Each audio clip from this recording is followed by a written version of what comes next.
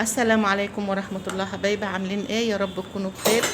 جاي لكم النهارده بفيديو جديد. هنعمل صينية كنافة بدقيق السميد. ويلا قبل ما نبدأ الفيديو هنسمي بسم الله والصلاة والسلام على رسول الله. طبعا انا مولعة الفرن بتاع البوتاجاز عشان يسخن على ما اخلص الصينية. هنا يا حبايبي دي كيلو كنافة، حطيت عليها معلقتين سكر بودر وكسرتها خالص كده زي ما انتم شايفين كده.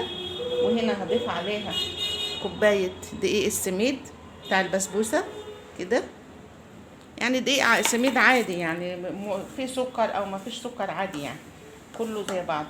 وهنحط عليها معلقتين سمنة برضو كده سايحينها هم كده، مسيحة السمنة حاجة بسيطة بس هنحطها.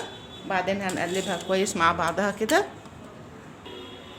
هنا يا حبايبي انا دخلتها كلها في بعضها، هي قلبتها كويس لغايه ما اتغلفت كلها بالسمنه والسكر.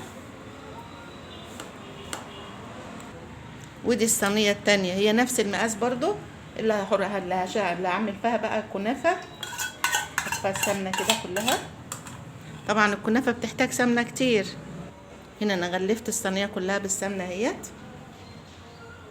وهنا يا حبايبي انا جبت الصينيه التانية اهي علشان اعملها بيها برضو كده.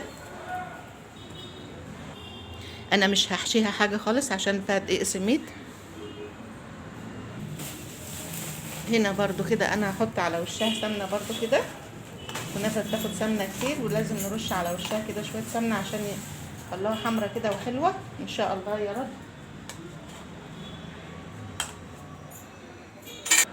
اهي يا حبايبي، وهنا كده انا ادخلها الفرن بقى. اهي يا حبايبي الشربات بتاعنا دافي، يعني ما هوش برد قوي كده.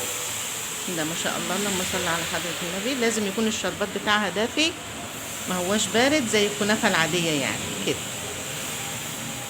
ده هي طالما هي بتشرب كده تبقى ما شاء الله حلوه.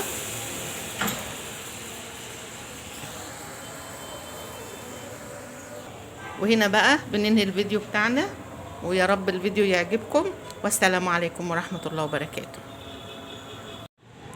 اهي يا حبايبي حاجه بتدوب في البق كده، ذوبان ما شاء الله. هي اتفضلوا معانا بقى.